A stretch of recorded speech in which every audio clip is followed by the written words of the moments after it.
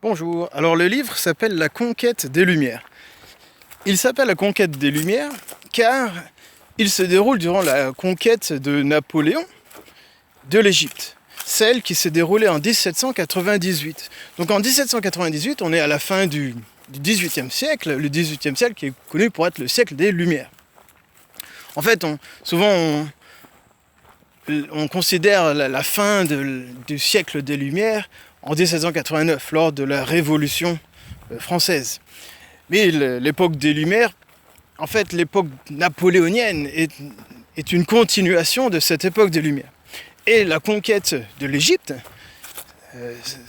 celle qui s'est déroulée en 1798, et dans laquelle Alexis, notre personnage principal, participe. Alexis, c'est un savant des Lumières.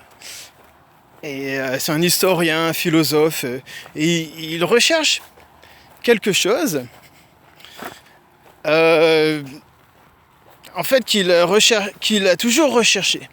Alors, il faut revenir à son enfance, celle pré-révolutionnaire, celle de l'Ancien Régime. Durant l'Ancien Régime, Alexis est un étudiant de l'Académie royale des sciences, dans laquelle Bailly, Jean-Sylvain Bailly, l'homme célèbre, le philosophe, astronome qui est devenu le premier maire révolutionnaire et donc républicain de Paris en 1789 et qui ensuite a été exécuté, guillotiné en 1793 lors de la Terreur.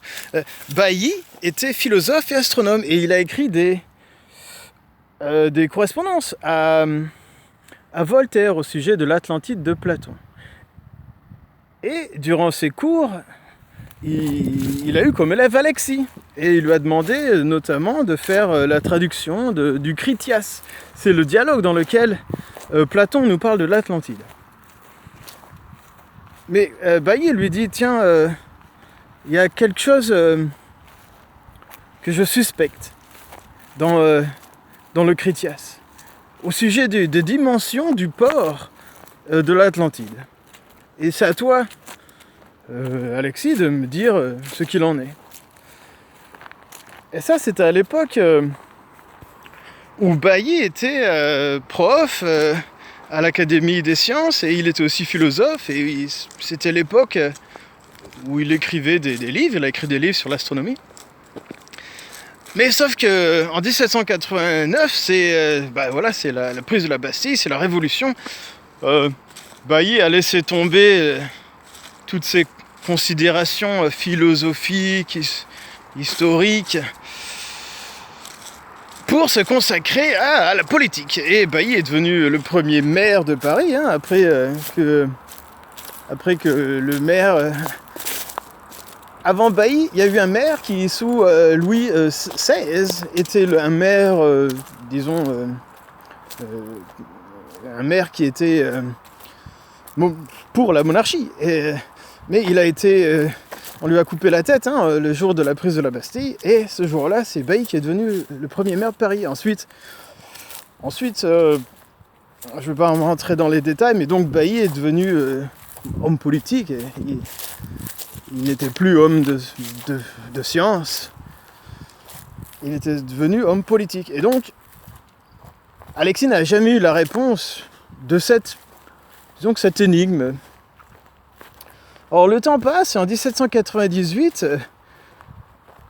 Napoléon va en Égypte, va conquérir l'Égypte. Et Alexis fait partie de l'expédition scientifique. Alors, quand Napoléon part conquérir l'Égypte en 1798, il emmène avec lui beaucoup d'artistes, d'historiens et de scientifiques. Donc la conquête militaire de l'Égypte de Napoléon n'est pas qu'une conquête militaire, elle est aussi une conquête scientifique. En fait, ils vont découvrir l'Égypte. C'est à cette époque-là que l'égyptologie moderne est née. C'est à cette époque-là qu'on a découvert la stèle, la pierre de Rosette, qui a permis à Champollion de décrypter les hiéroglyphes.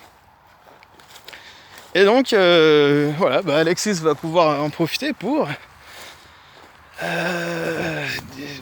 il va être en territoire d'exploration pour résoudre cette énigme.